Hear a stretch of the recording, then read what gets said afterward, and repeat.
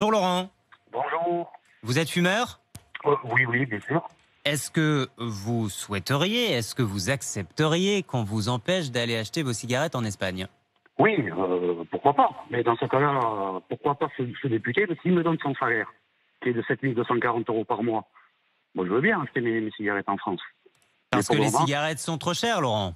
ben oui, En France, c'est pour ça que vous allez en Espagne. exactement. Si je fais le calcul, j'ai pour 300 € de cigarettes par mois en France.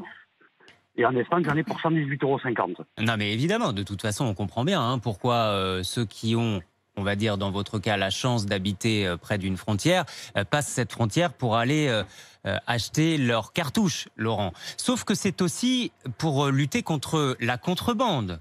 Laurent, ça n'est pas seulement pour embêter les Français qui veulent aller acheter moins cher. Alors déjà, on pourrait imaginer une harmonisation du prix au niveau européen. Et là, en Espagne, en Belgique, ce serait le même prix qu'en France. Par exemple, 10 € le paquet. Pourquoi pas? C'est une idée. Ce que veut Bruno Fuchs, c'est donc lutter contre la contrebande. Il y a cette histoire de traçabilité. Vieux serpent de mer, Margot Bourdin. Les paquets de cigarettes sont tracés depuis 2019. Oui, depuis 1 an et demi, les paquets doivent être suivis à la trace. Ils ont une étiquette unique avec en théorie un code unique. Et les paquets de cigarettes portent aussi une vignette sur le côté en haut à gauche. Une vignette qui ressemble à un timbre fiscal. C'est ce qui permet en théorie de garantir l'authenticité du produit.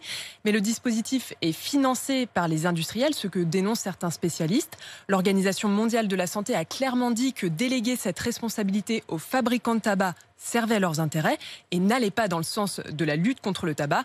Lorsque les douaniers bipent un paquet de cigarettes de contrebande, c'est l'industrie du tabac qui peut vous dire d'où vient ce paquet. Donc à en croire l'OMS et des spécialistes, la lutte contre ce marché parallèle est faussée. Il y a pourtant urgence à mieux réguler ce marché car chaque année, le tabac en France fait environ 75 000 morts. Et